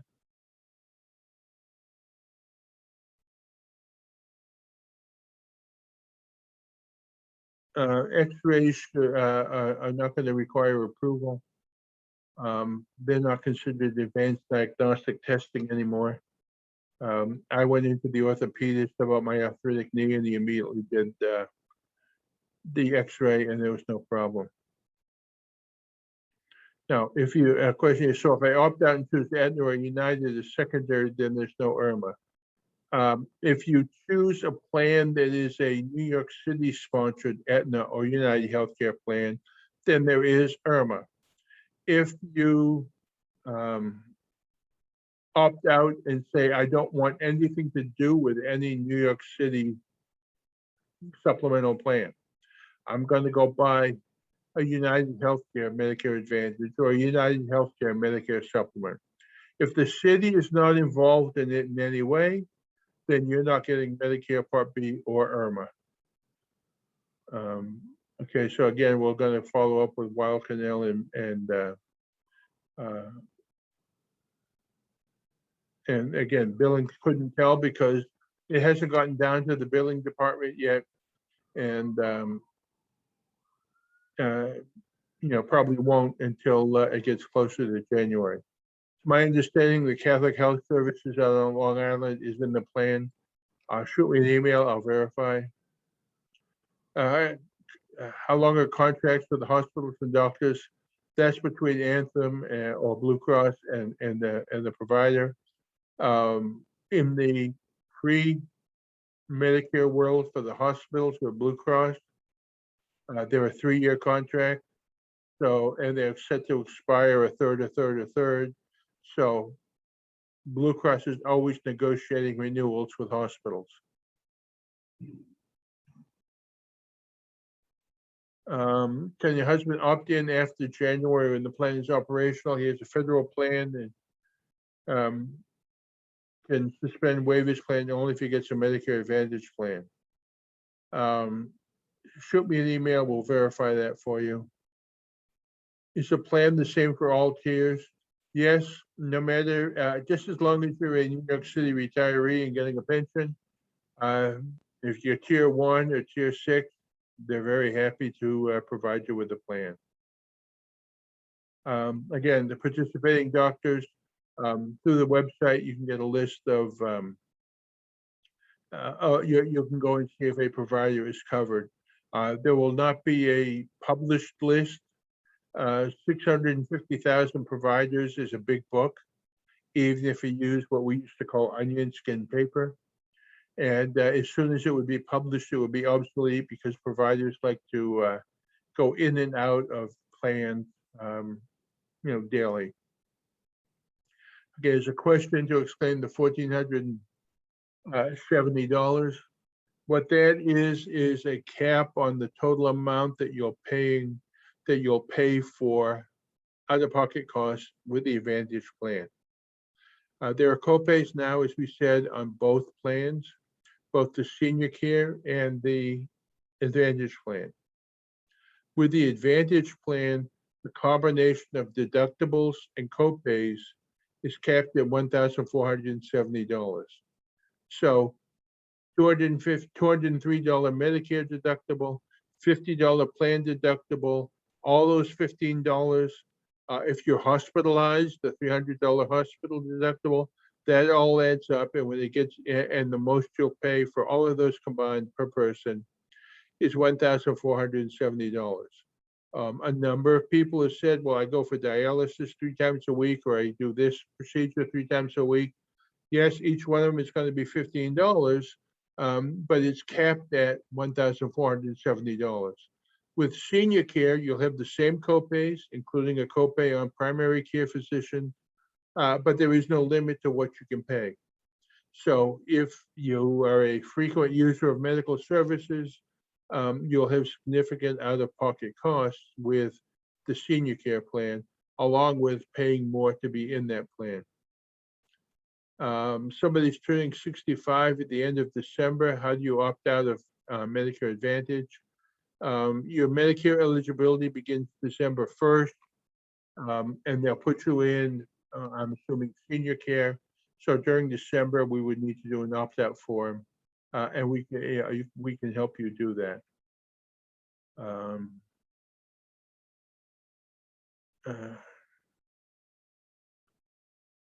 If a person who's in an Advantage moves to another country, is he no longer covered? It would only be covered for emergency care, pretty much the way it is now.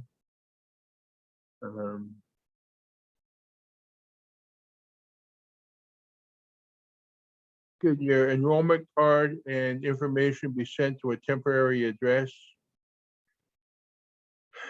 I don't know. I'm assuming that they will be sent to your address on file with the city. If you are away, perhaps you're a snowbird or a halfback, then you can probably have, I'm assuming you would have mail, make some arrangement to have mail forwarded, and then they would be forwarded. It'd just be a little bit of a delay, again, waiting for the post office. Most likely, there will be a way to go in and print a temporary ID card, which you could do in case you didn't get the permanent one on time. Yes, one card. You might want to have your Medicare card to be handy just to double check, because my doctors, every year when I go to them in January, they have to see the insurance cards again. And I say, you've looked at the Medicare card for how many every year? I'm not going to give away my age. I'm smarter than that still.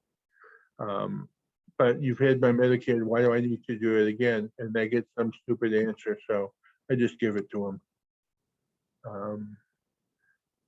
We talked about Catholic Hospital. Rest Rehab, I believe they're in, but again,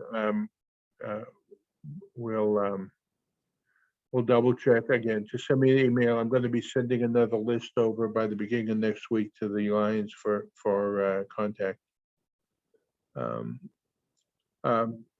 The sponsor, I would say the sponsor is the Alliance.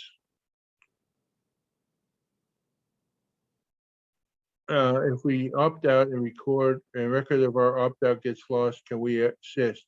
As long as you have proof that it was submitted, then we will help you. If you just put it in a regular envelope and put what's now, I believe, a 59-cent stamp on it, there's no way to verify that you even did it. If you send it certified return receipt, we'll have a tracking number. We can work with you to get that tracking information. Priority mail, we can get the tracking information. A fax transmittal report, those read receipt, delivery receipt for an email. Those are all things that we would need. If you just throw it in the mail and say they never got it, then we're not going to be able to help you too much, because they said, how do we know that the person really submitted the form? If you opt out, a recap, if I opt out, Medicare is still 80 and senior care is 20. Yes, that's it. Oh my God, tell me I made it to the end of the chats. Hallelujah. Now to go to the questions and answers. Hopefully we answered all of those. Let's see. Okay, where can you get the opt-out form? We talked about that. It's on our website, csawf.org. If you're opting out of senior care, make sure you get the one that says senior care. If you're in another plan, make sure you get the one that says non-senior care, because they are a little bit different. If you opt out of senior care, you get new ID cards, probably not. If you opt out of the Advantage plan, do you automatically remain in the current plan? Yes. It'll keep you in the current plan until you tell them otherwise. We talked about the monthly cost, physical therapy. Okay, if you have a Medicare A and B and choose to enroll in the Advantage plan, your pension deduction will be $125. You're still responsible for all the Medicare Part B, and depending upon income, if you pay IRMA for Medicare Part B, you're also paying IRMA for Medicare Part D, and the IRMA for Part D doesn't get reimbursed. And we talked about the doctor's concerned they're not going to get the same payment. They'll get the full Medicare allowable amount. Again, with Hospital for Special Surgery, what we've been told is that they said that they were going to participate and they're finalizing a contract to be part of the network. I don't know who you talk to over there. I don't know who you are because you're an anonymous attendee. And if you want to identify yourself to me by an email, then I'll be happy to follow up for you. We talked about that. We talked about the car service, cochlear implants. Send me an email. I'll verify how those get paid. They're going to be a routine adjustment, a routine continuation of medical care. If they're paid for now, I'm sure they'll be continued to be paid going forward. The network is current providers that are part of the Empire, larger Anthem Blue Cross network, and also locally the Emblem network. So this is just another plan that those contracted employees or providers are going to be taking. When I retired, again, this is anonymous. The city agreed to pay for senior care under the operative collective bargaining agreements. How is it you lose that? The city did not specifically say that they were going to pay for senior care. The city said that they would provide free basic health care to all active and retired employees and their eligible dependents. The free basic health plan available to the city is offering is now changing. And so just like up until now, where senior care and HIP were the free basic plan, and they offered other plans at additional cost to participants, senior care is now will continue to be offered at additional cost to participants.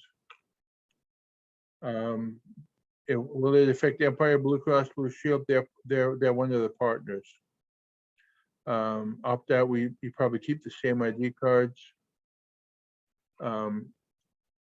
If you opt out of the Advantage plan and have the prescription plan to stay in senior care, then and have the drug plan now, you'll continue to have that going forward.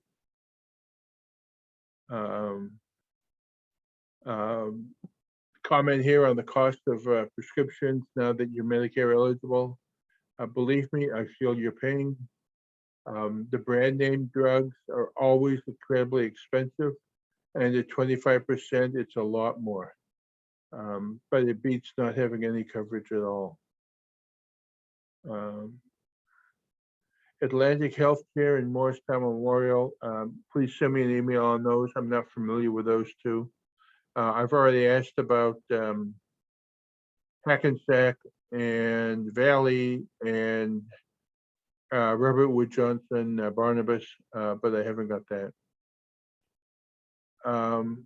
If you're in UFT, will SHIP be included in the new Medicare Advantage plan?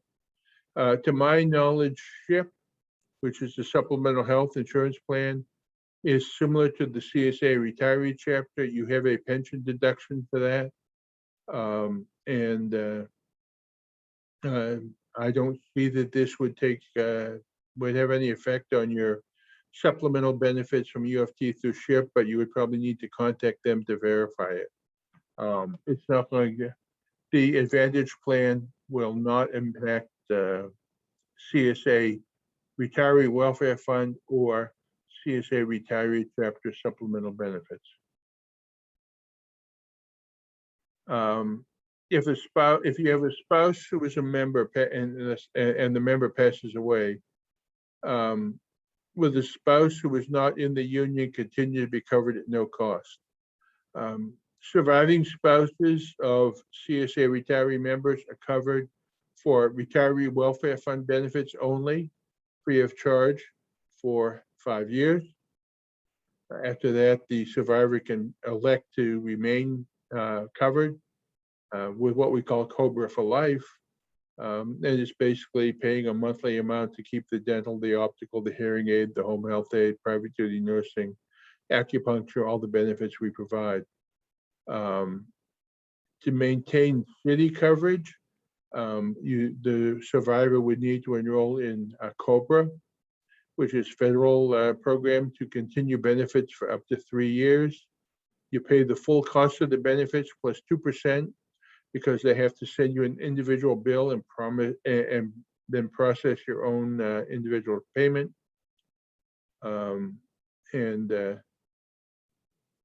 So that's what will happen there. Again, anonymous. If Memorial Sloan Kettering has signed the contract,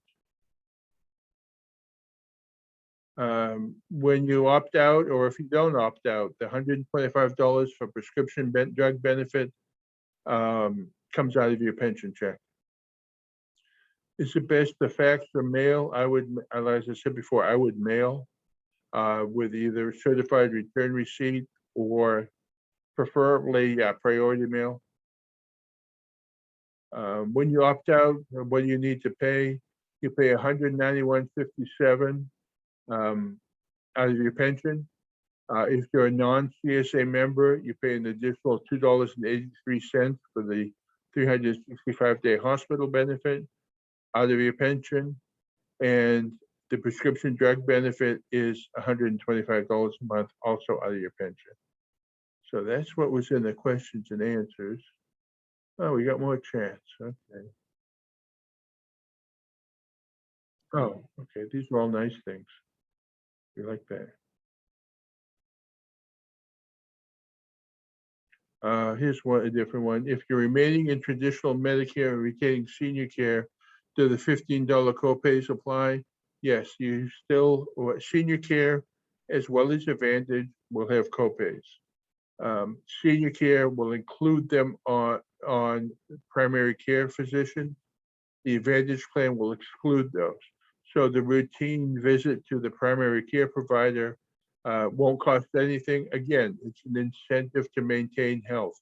You don't feel right, go to your PCP with a cold or the flu or whatever, rather than let it get worse and need a hospitalization. So to encourage people to use primary care, there is no cost with the Medicare Advantage. With senior care, it's $15 for that as well as for everything else.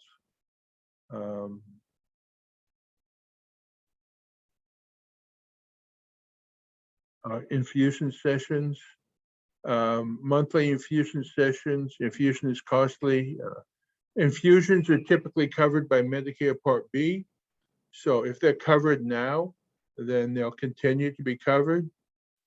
Any authorization would certainly be met because you have an established history of requiring the infusions. So it'll be continued and your cost will be the $15 for the visit. And in the Advantage plan, that will count towards the $1,470.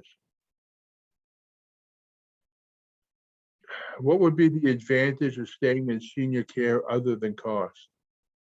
Well, staying in senior care, the cost is not an advantage, I don't think. What's been expressed to me is the desire that if I want to test, I want to test. I don't want anybody telling me I can't have the test. As we've discussed, routine tests that are warranted because of your diagnosis, tests that are screening tests, mammograms, colonoscopies that are general medical practices do them every X number of years. When you get to year X, it's time to do it. It's going to be approved. And that's the big thing. Any tests done in an emergency setting are going to be paid for. So it's just the idea that somebody has to approve it and make sure that it's a viable test, a viable service provided before they pay the bill. The fact that Medicare reviews all these things afterwards, we're just putting the review up front. And by doing that, it's going to save Medicare a little bit, and it's going to make it a whole lot easier for everybody to have all of that done right up front. So I think, well, maybe there's a couple more Q&As. Let me look.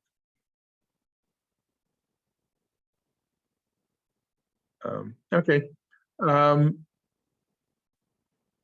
It looks like I've answered all the chats. We've answered all the items that were in the question. Oh, now somebody's got another chat. Made a liar out of me, right? Oh, okay. Well, thank you too.